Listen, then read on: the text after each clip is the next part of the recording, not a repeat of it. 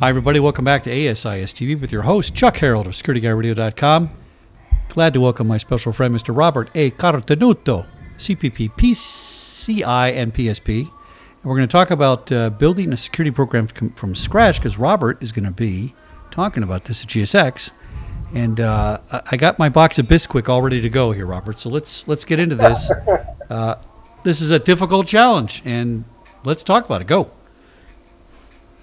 Yep, sure. We're going to be speaking with two other ASIS members, Doug Beaver, National Museum of Women in the Arts, and Ricardo Sanz, a security consultant from Madrid, Spain. And our idea is, you're a security director, it's your first day on the job, CEO tells you, guess what, come up with a security program, how do you do it? And I'm thankful to be able to work with Doug and Ricardo. Doug has experience in law enforcement. He actually owns his own security company. And Ricardo does own his own security consulting firm. And I've had the perspective of a director of security working in the industry for several years. So our idea is what goes into building a security program. And we want to build it into some of the ideas that ASIS has been promoting, such as ESRM, Enterprise Security Risk Management. We know that there's a big trend now for security professionals to focus on the business aspects of security. So how do you create a budget? How do you assess personnel, hire personnel, go through that legal process, whether you're here in the United States or Europe or elsewhere. And we believe that there's a skill set that you should have, that there's documentation that you should have. So when you're really building it from scratch, we're looking to bring anyone who comes to our program through the process, a simulation, so that when they go back to their office, they'll have a series of documents, an outline of how to proceed. I think this is a fantastic idea. I was fortunate, or unfortunate, depending on how you look at it, to build Fox, 20th Century Fox and Fox Entertainment Group's first worldwide investigation division. And that was a challenge. They never had one. They didn't know how to do it. And I had to build that from scratch. And there are so many moving parts to this. It is difficult. So this sounds like a really informative session that people can use practically. That's our goal. Practical advice, hands-on workshop. So it's not just my colleagues and I lecturing on how to do it. It's showing you how to do it, some best practices, how we go about doing it, sharing our experience with the group. And what we're hoping is that the group will learn from one another.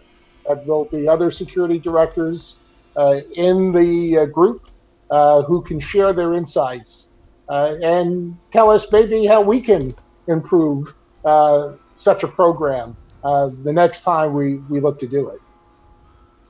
Well, it's fascinating. Here's my take. I just finished a big survey for a place, a large institution. Everybody in there, super smart, super educated, skilled, and basically nothing worked. And it didn't work because there was no alignment of the ESRM, right? Everybody had their own separate functions, but they didn't work together on it. So that's a big component of setting up something from scratch, is to get everybody on board and marching in the same direction. Indeed it is. There's so many competing interests, people who have their own agendas in their own departments, want to make sure that they're securing resources for their own department. So security, you're only one of many. You might be a support function within the organization. And as you said, it's aligning your objectives with that of the industry that you're working in, the organizational goals, the culture of that institution, and really the bottom line is making sure that things work. You buy technology, not because you want to be James Bond, but because it's going to solve a business problem for you. That's exactly right. Now, do you get into the politics of security?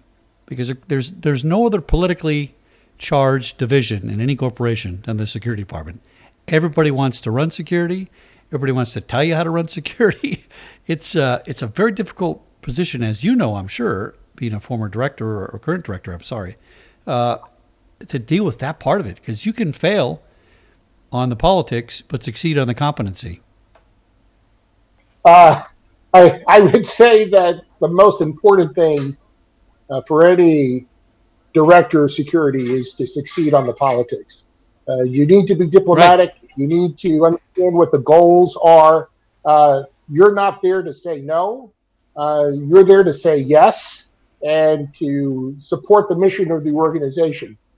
So you need to show how your program is going to fit into that. If your ideas cannot align with the culture, you don't want to be the part of that culture, that institution, uh, probably going to be looking for work, be a security director, maybe for your own company. That's true. The One smartest of guy in the room in a security department is the guy that hires the smarter guy in the room. Your leader doesn't have to be the most brilliant or knowledgeable or skilled in those sets, but he has to know people. The people part of security is the most important component. Would you agree or not agree? yes, and I've been saying it, I think, for the last year.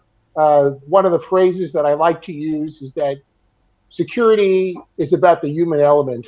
And I've been happy that since I said that back in November in a talk I gave in the United Kingdom, that several speakers in conferences that heard me speak have picked up on that. That the human element is extremely important.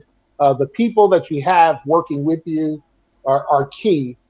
They're going to make sure that policies and procedures are created and followed.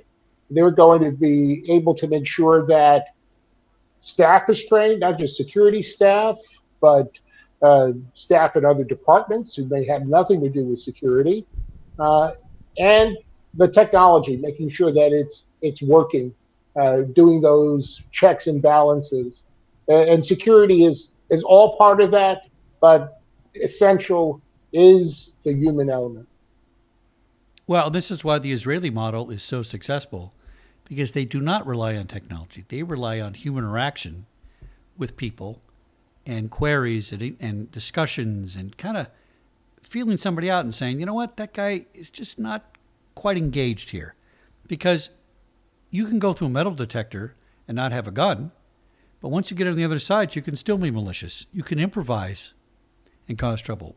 But if I stop you Yeah, because I think there's something up with you, that's how you catch them. So I'm right on here with you, Robert. This is the way to lead from the front through people skills. and it's interesting that you mentioned that getting through the metal detector. I think of the scene in The Godfather where Michael Corleone goes to the restaurant. The police captain goes, frisks him. He's clean, but there's the gun in the restroom. So, yeah, people want to do That's right. harm. They're going to find a way.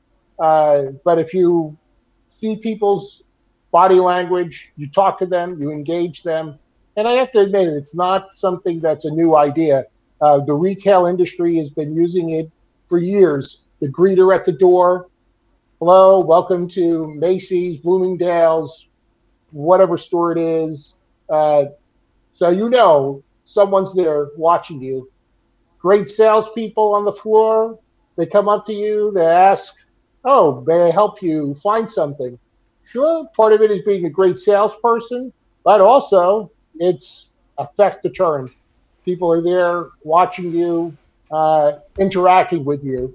So if something's up, more people who interact with you, the more of a deterrent that's going to be. And you, as you're going to What use your own staff, security and not, to define behavior that's out of the normal for your place of work.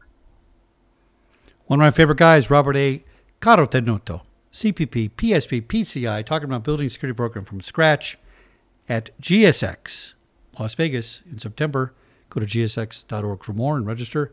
Robert, hope to see you there. You stop by the booth and let's do another interview, okay? I sure will, Chuck. Yeah, it's always Thanks, great my speaking friend. to you. You too. Thank you so much.